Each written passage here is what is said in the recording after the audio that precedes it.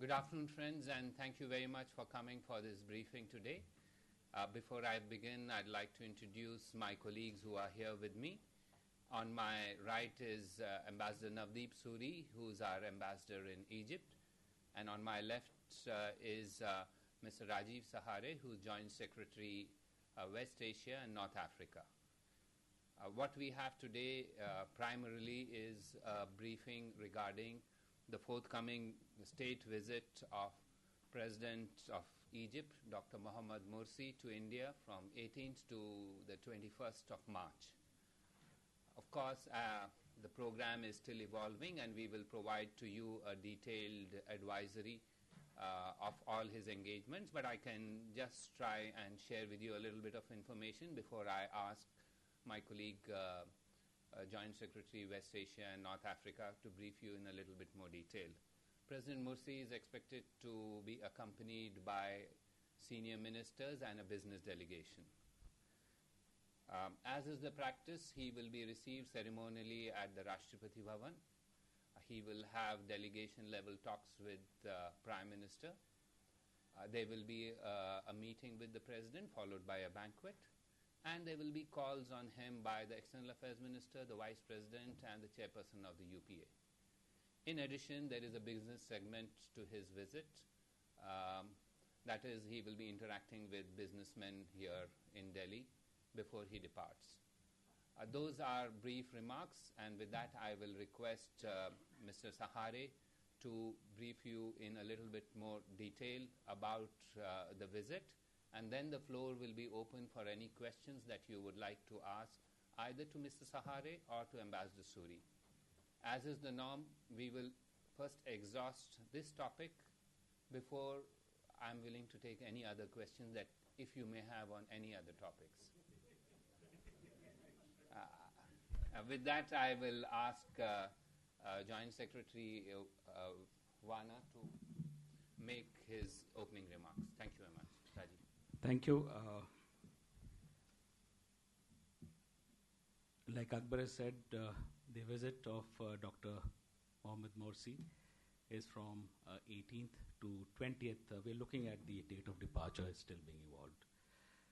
The visit, if I may say so, is happening at a very important juncture of our bilateral ties and also regional developments. What we have witnessed in the North Africa, West Asia region over the past 2 years with the Arab Spring, the political tumult that the countries have gone through. And some of the countries have come out of it and are presently undergoing the phase of democracy, of bringing in institutions which can usher in reforms. So this is a very crucial juncture for Egypt to undertake this visit. And we in India look forward to receiving President Morsi and partner Egypt in these areas, what they want to strengthen their ties with India. As you're all aware, our ties are historic, dating back to many centuries, millennia for that matter. But in the recent times, we have shared our colonial past and together have launched the non-aligned movement, which is still very fondly remembered in Egypt. Coming to the more recent times, even after the political tumult and after the January 25 revolution that took place in Egypt in 2011, we were very quick to link up with the new dispensation in Egypt, and our Minister of State visited very early on in Egypt. Last year we had the visit of External Affairs Minister in March 2012, where we also met up with the leadership and held the Joint Commission meeting. In fact, that Joint Commission meeting set the tone and pace of how we will be engaging with the new Egypt, and that was very well appreciated by Egypt as well. This visit, we will be looking at interaction at various levels. It has all components of a very strong relationship on the political level, on the economic level, on the level of engagement in the science and technology areas, cutting edge technology areas, frontier areas of science, in information technology. So these will be certainly on the table for discussion. Importantly and very significantly at that, has been our economic engagement. Despite the political tumult, we saw a record increase in our economic engagement. We saw an increase of almost 30%. From $3.2 billion, trade went up to $4.5 billion. But I have just been told by our ambassador that these figures correspond to the Egyptian financial year. But according to our financial year, it has reached $5.5 billion. So this is a significant increase, and it shows that despite the political situation, despite the political scenario, what is really come up is that the will from both sides to engage with each other in the economic spheres. And we certainly hope to carry forward during the visit of President Morsi. He will be carrying with him, he'll be accompanied by a very high-level business delegation. So far, they have told us maybe 15 to 20, but top, very, very high-level business people are to accompany him. We have a separate business segment, which, of course, is being organized more with the Egyptian mission and our three apex business houses, FICCI, CII, and ASOCHAM, in which FICCI is taking the lead role. There will be various elements to that. I think they are still being developed, so we will not be in a position to give you the details of the economic segment. But I think there will be, to some extent, I think the Commerce Minister from both sides would be chairing some sessions. There is a likelihood of the President also addressing the session. But I think I would leave to the Egyptian side to give more details on that, because they're the ones who are doing this segment. As happens in the presidential visits, they're also accompanied by a high-level delegation. We are expecting at least 4 to 5 ministers accompanying Dr. Morsi. We will get to know the details, but as of now, we've been given to understand that the Foreign Minister, Minister for Information and Technology, and Trade and Commerce Minister, and Investment Minister would also be coming. So we are having at least 4 ministers so far. They would be there with us. Might I also add here that last year we had a visit by the counterpart Chief Election Commissioner. His name is Bogato. Commissioner Bogato had visited and signed an MOU for cooperation in the field of electoral issues, and this shows the Egyptian will to partner India in this very important segment. Before that, our Chief Election Commissioner had also visited. We were also observers in the first round of the presidential elections. I think this is an important area. I think that also would be looked at during the visit. Well, I think I'll stop at that. There are many other things we're looking at: biotechnology, information technology, cybersecurity areas, and all these things will be discussed. And of course, there'll be delegation-level talks headed by the Prime Minister from our side, and there'll be the usual trappings of the state visit with forecourt ceremony and the banquet by the president, etc. I think I'll stop at that.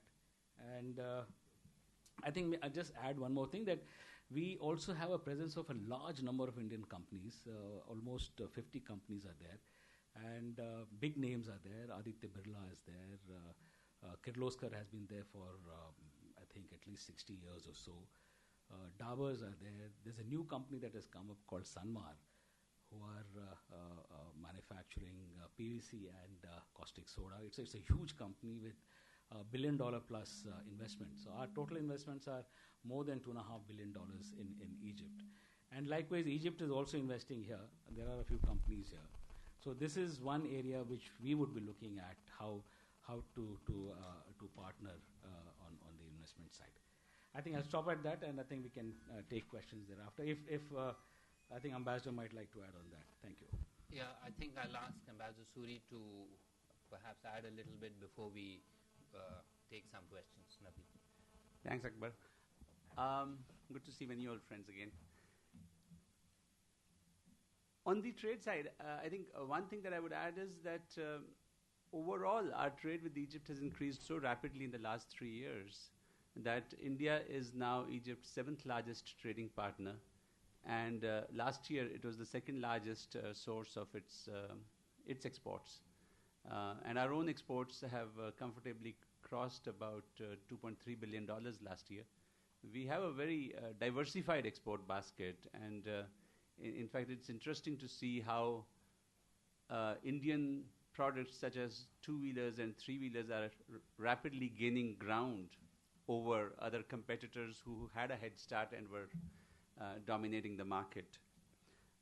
As Rajiv said on investment as well, I think the very fact that we have 50 Indian companies in a very diverse range of sectors, in petrochemicals, in chemicals, in paints, in consumer products, in healthcare products, adhesives, and particularly when you talk to Indian companies that what's the driver for you, and the first thing everybody says is location, that the geostrategic location that Egypt enjoys enables them to look at markets, not only the fact that Egypt itself is a $260 billion economy with 85 million consumers, the 2nd largest in Africa, but also that by having a manufacturing base in Egypt, they're able to access markets in Europe, in Africa, and in the Middle East.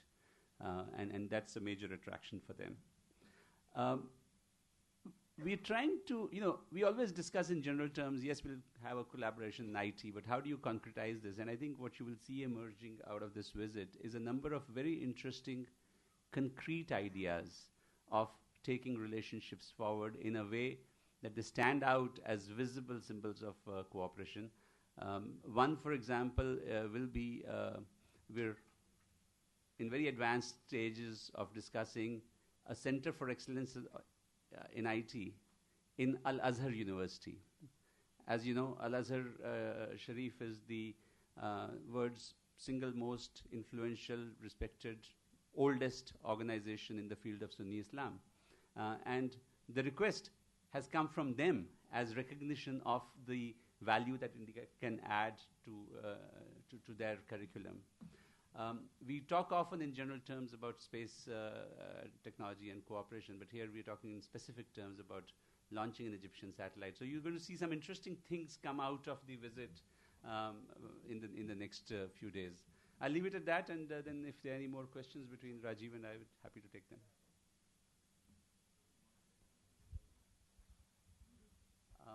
Okay,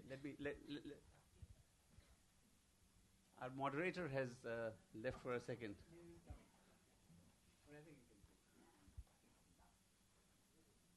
Get the mic. Because Rajiv has to leave very early for another engagement. What is the president looking for in India? What is it they want? Okay, because politically, it's not that we've been very close. Maybe long ago, but in the recent past, hardly that. So what is it that they want? I think what are they looking? The new government is very clearly looking at a much deeper engagement with India. They are looking at diversifying their relationships, and you will see that emerge. They genuinely look at India as a country from which they can access our knowledge, experience, and expertise in areas like information technology, in small and medium enterprises, in microfinance. They've done their homework. They're very focused on what they need from India. Just one. Yeah. I think Navdeep has very much said this. I sat on a meeting with Dr. Morsi when EM had visited. And that time, he very clearly articulated that he would like to learn from India and also gain from India's expertise, what he's saying about capacity building, so that he can address the problem of unemployment there, how to increase on that. Secondly, was to learn from India's pluralistic society, how we are going about that. I think this is another very important element which even Egypt is looking at. So this is and of course certainly all these high-tech areas, they want to partner India. And I think that is what is driving them to look towards India in this. Thank you. Sandeep? So what are the new areas you're going to discuss as compared to the summit meeting with Mubarak? High-tech, I remember during Mubarak's time, was there. Space exploration, there was an MOU. So what is the new ground that you're going to cover? I think, as I indicated, what we are doing is moving from general agreements to specifics of collaboration.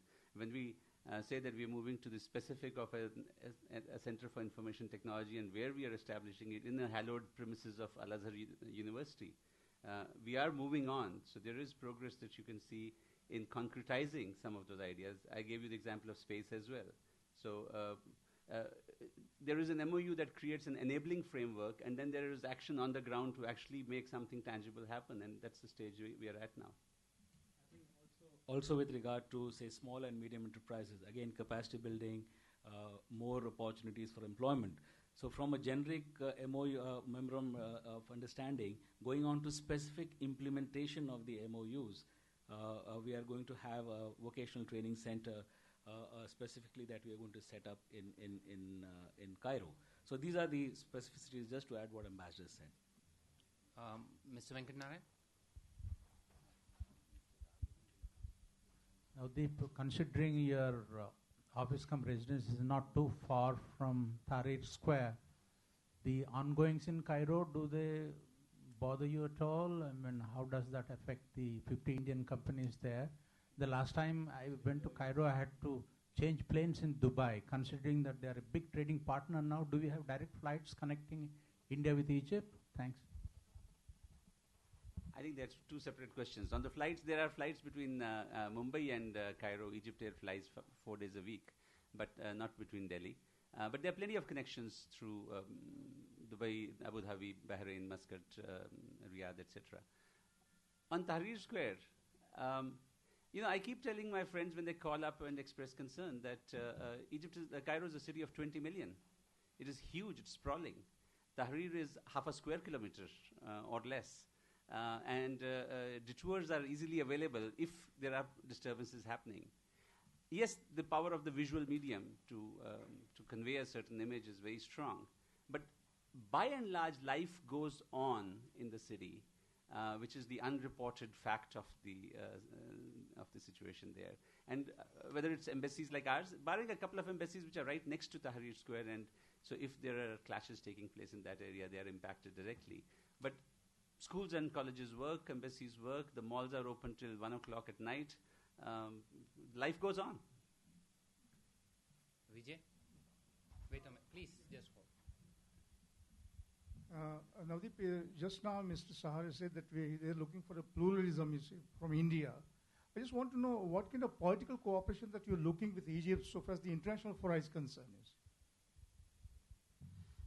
But first of all, on the issue of pluralism, just to expand that is one element that comes up almost unerringly in every major conversation that we have. India's, the affection that they have for India is derived from Indian democracy and multiculturalism, the economic story and the IT story, and then possibly Bollywood as well, which has a very wide-ranging appeal. International, I think this is a visit at the highest level to give us an opportunity to compare notes on the situation, both in our own part of the world and in their part of the world. And I think maybe Ambassador J.S. Wana would want to expand a little bit on that. Well, I think as far as India's democratic credentials and the pluralism aspect is concerned, I think we have a proven track record on that. And not only Egypt, but many other countries are looking towards how our entire the secular approach, the coexistence between various religions, and the entire experiment, the whole concept of pluralism, how successful it has been in India, has become in a way a role model for many of these countries, and this emerging the countries that are in transition are facing this, and definitely the transition phase, we are seeing what is happening in other countries as well. There are these problems which are cropping up. So I think they feel that what is happening in what is already there in India, the peaceful coexistence or the coexistence of various segments in our society, whether it is linguistically diversification or ethnic diversification or religious, how we come together and exist peacefully. I think this is what these countries are looking at India. Thank you. I'll take leave. Yeah, thank you. Rajiv has to leave, but Ambassador Suri is still here with us, and I have still a fairly long list. Naz Asgar.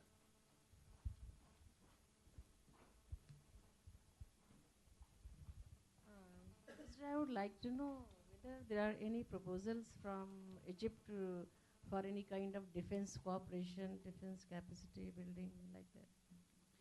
We have a meeting next month of our Joint Defense Committee. It will take place in Delhi. It's an institutional framework. This is going to be the fourth meeting of the Joint Defense Committee. I'm sure they are going to explore new areas of cooperation, particularly since the committee will be meeting in the wake of Dr. Morsi's visit. Beyond that, we do have regular training exchanges. Our officers go to Egyptian establishments for training. Theirs come to NDC, etc. And that's part of an ongoing process. We make regular ship visits to Egypt. We've had a number of these in the recent past. But I think this Joint Defense Committee will really provide us an opportunity to take that agenda forward. Parul Chandra. You spoke about pluralism. How does India see a government which is led by the Muslim Brotherhood in Egypt? You know, it's not a good idea for me to be commenting on the internal elements of the politics in a country. At some point, maybe we can have a conversation about it. Parul Malhotra.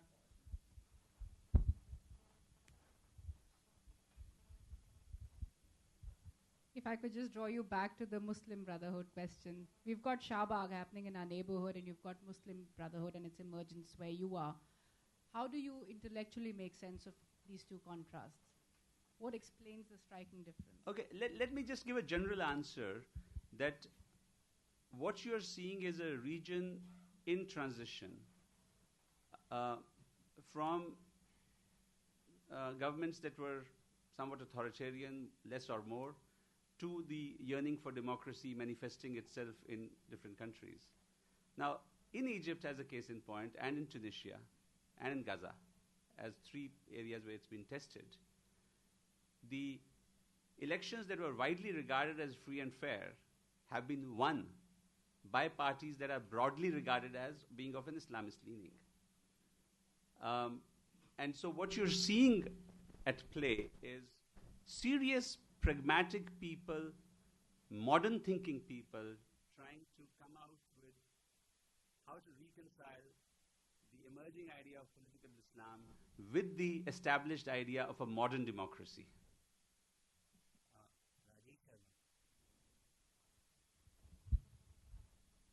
Egypt is on the other side of the fence on the UNSC issue. Navdeep, I'm here. I said Egypt is on the other side of the fence on the UNSC issue. Whether we are still in the business of persuading them to support us, or whether we have given up, whether this issue will come up at all during his talks with the Prime Minister.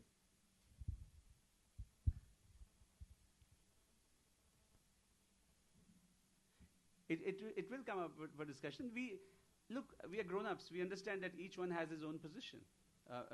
We are very confident about our position. They have a certain rationale of their position, and we are discussing this issue. It's not something that we've swept off the table. Last question, Ranjit. Ambassador, you said that India would be launching a satellite, Egyptian satellite. So what kind of satellite would be? And any defense space cooperation, fresh space cooperation agreement would be signed for the satellite? This is a nano satellite called EG CubeSat. It's a small satellite. It's essentially for scientific purposes. I think there's a great deal of pride in Egypt that it is entirely built in Egypt itself. And certainly they recognize the track record of our very successful satellite launch program and look at us as preferred partners for this purpose.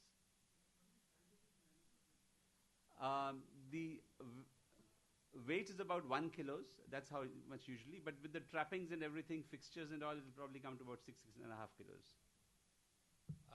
Thank you very much, friends. And we will just break for a minute so that my colleague can leave and I'll come back. Thank you.